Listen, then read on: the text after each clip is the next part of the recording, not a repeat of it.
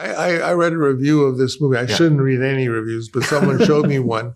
And it was all about how terrible all the performances in this movie. And I was basically, they didn't like anybody. They didn't like any. And I just wondered what the standard of a good performance, if those performances were bad. I tend to agree. And I think, look, it's in a different key, this movie. This is in a different... That's a good thing, what you just said. And I never thought that. It's in a different key.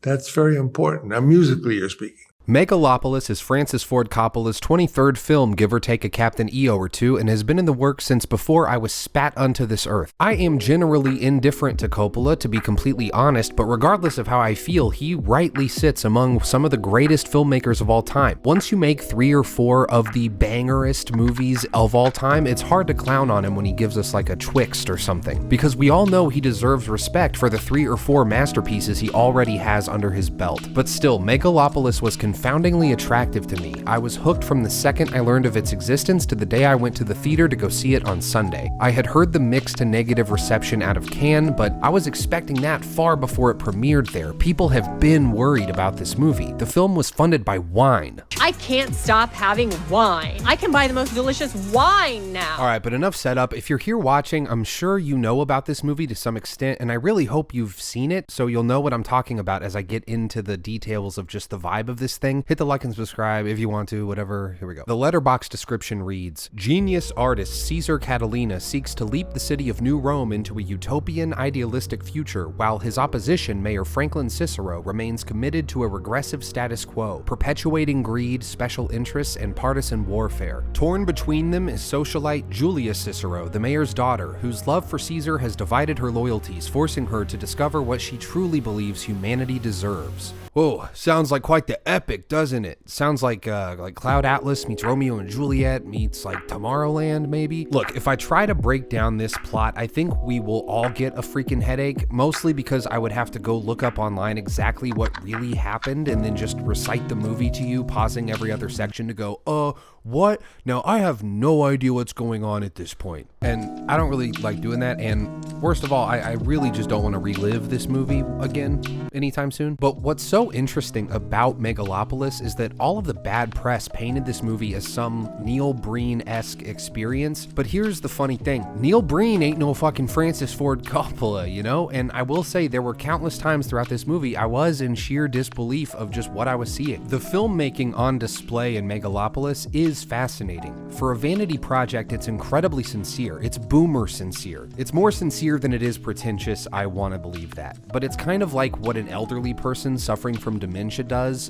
when they're regaling you with stories from their youth that you might know for a fact never happened, but you're just happy that them telling stories seems to make them happy for a short time. That's kind of how this felt. I know I'm Francis Ford coping right now with how much of a mess this movie is, but just remember that he made this with ostensibly his own money, and he knows it won't make any money, and I don't really think it should, but there's no harm, no foul here with this. I paid to see it. I wanted to see it. I didn't really need to see it. But the messaging of this movie is so surface level, it's almost hard to pin down because it's so thin. By the end, I thought, there's no way it's actually this simple, right? It's not going to be this straightforward. What's bizarre is how Megalopolis is in equal parts simple and abstract. For every on-the-nose theme the movie is trying to convey, the blocking and performances and those scenes just play out incredibly obtuse, and it borders on performance art. See, the characters in Megalopolis are archetypes, but there is virtually zero nuance or character to put onto those archetypes in order to make a compelling narrative and characters we want to root for. Everything is symbolic, but to what end? I don't even want to talk about the symbolic meaning of the virgin pop star Vesta who Caesar is canceled for sleeping with, only to, by the end of the same scene, basically be vindicated as the footage was doctored and it was a hit job to destroy his reputation. Like, this movie is just saying too much and nothing at all at the same time. So the movie is far more entertaining on just a visual spectacle or intellectual level as you watch, but you don't really need to listen. The second you do listen, it kind of sounds like shit. Although, not the score. The score did not sound like shit. It was jazzy and epic and really fun, and I like that it makes itself very known constantly. It's cool and dramatic. I also loved the costumes in this. Every fit is deliriously extravagant. But then there are just things that have this symbolism that just rings hollow, and I can't figure out how it all really matters together. The tree stump Shia LaBeouf is rallying from is carved into a Nazi symbol. Okay, I got it, I guess. The leader of the banks, played by Jon Voight, dresses up as Robin Hood at a couple different parts in the movie. Okay, I got it, I think. Adam Driver's wife is somehow also inside the megalon that he uses to build the utopia or something. Like, I didn't get that. The stuff that I genuinely, unironically loved in this movie is just the theatrical production of everything. For all of its pretension and point-blank pointlessness, it was impressive as performance art. As I mentioned earlier, the blocking in this movie is truly where the fantasy subgenre really seems to come to the surface. Not the reimagined state of the planet with this green screen New Rome and Caesar's literal superpower to freeze time and Madison Square Garden being a coliseum.